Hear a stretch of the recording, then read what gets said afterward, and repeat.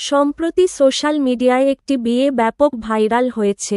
কারণ এই বিয়েতে কনের গায়ে ছিল না কোনো সোনার গহনা, ভারী অলংকার বা জাঁকজমকপূর্ণ সাজ। তিনি পরেছিলেন একটি সাধারণ লাল শাড়ি, আর বর ছিলেন একেবারে সাধারণ পোশাকে।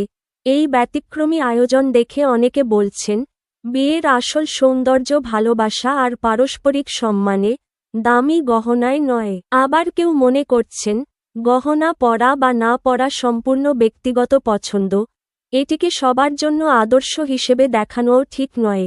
একটি সাধারণ বিয়ে এত আলোচনা তৈরি করেছে কারণ এটি মানুষকে একটি প্রশ্নের সামনে দাঁড় করিয়েছে, বিয়ের সবচেয়ে গুরুত্বপূর্ণ বিষয়টি কি, বাহ্যিক চাকচিক্য, নাকি দুই মানুষের নতুন জীবনের শুরু? আপনার কি মনে হয়, বিয়েতে গহনা ও আড়ম্বর কি সত্যিই জরুরি, নাকি সরল আয়োজনই সবচেয়ে সুন্দর? মন্তব্যে আপনার মতামত জানান।